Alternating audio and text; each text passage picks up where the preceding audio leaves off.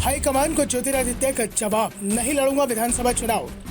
Shivpuri seat से विधानसभा चुनाव लड़ने की चल रही थी चर्चा।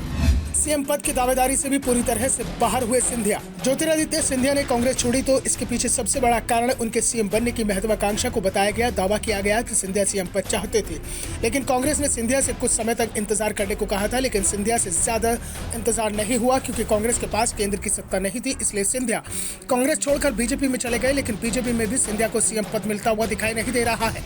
वैसे सिंधिया का दावा है कि कांग्रेस की सरकार वादे पूरे नहीं कर रही थी, जिस कारण से उन्होंने पार्टी छोड़ी थी। अब कारण क्या था ये सिंधिया ही जाने, लेकिन उनके सीएम बनने की इच्छा बीजेपी में आकर भी पूरी होती हुई दिखाई नहीं दे रही है, क्योंकि बीजेपी ने विधानसभा चुनाव में सीएम पद के 10 दावेदार उतार दिए हैं, लेकिन सिंधिया को मैदान में नहीं उतारा है। 25 सितंबर को जब से बीजेपी की दूसरी सूची आई है तभी से चर्चा चल रही थी कि ज्योतिरादित्य सिंधिया को भी बीजेपी विधानसभा चुनाव लड़ाने की तैयारी कर रही है। ज्योतिरादित्य सिंधिया से कह दिया गया है कि वो अपने लिए सीट का चुनाव कर ले। दावा तो यहाँ तक किया जा रहा था कि सिंधिया को बीजेपी शिवपुरी सीट से टिकट दे सकती है। ज्योतिरादित्य के लिए उनकी बुआ यशोधरा राजे सिंधिया ने सीट खाली कर दी है।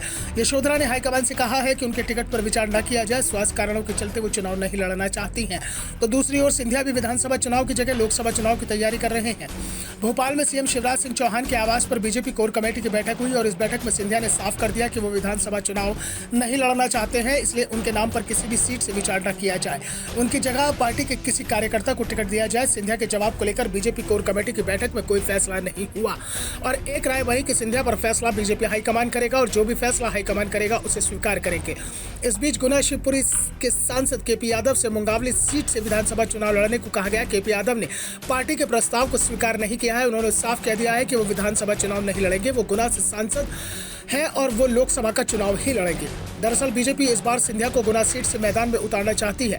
2019 से पहले सिंधिया यहां से 4 बार चुनाव जीत चुके थे और संकेत इसी बात के हैं कि पार्टी सिंधिया पर दाव लगा सकती है। अभी तक सिंधिया ने लोकसभा चुनाव कांग्रेस के टिकट पर लड़ा है, लेकिन अब वो बीजेपी के टिकट पर लड़ने की तैयारी में है। इस बीच सीएम आवास पर हुई बीजेपी कोर कमेटी की बैठक में 94 सीटों पर प्रत्याशियों के नामों पर मंथन किया गया। इनमें से 67 बीजेपी विधायकों के साथ ही सपा बसपा और एक निर्दलीय विधायक की सीट पर चेहरा होना तय है।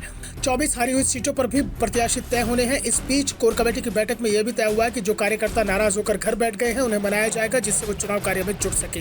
कार्यकर्ताओं को मनाने की जिम्मेदारी प्रहलाद पटेल, नरेंद्र सिंह तोमर, कैलाश विजयवर्गीय और ज्योतिरादित्य सिंधिया संभालेंगे। एक नेता हफ्ते भर में 300 पुराने कार्यकर्ताओं से चर्चा करेगा। वरिष्ठ नेताओं के घर पर पार्टी के सीनियर लीडर जाएंगे और कार्यकर्ताओं से फोन पर भी बात करेंगे।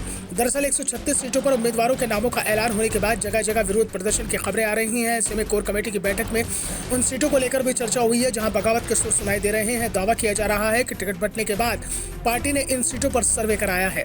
जहां विरोध के कारण नेगेटिव फीडबैक मिलता है, वहां प्रदेश इकाई से केंद्र को फीडबैक रिपोर्ट भेजी जाएगी। इसके बाद केंद्रीय नेतृत्व ज्यादा नेगेटिव फीडबैक वाली 1-2 सीटों पर चेहरे बदलने पर विचार कर सकता है।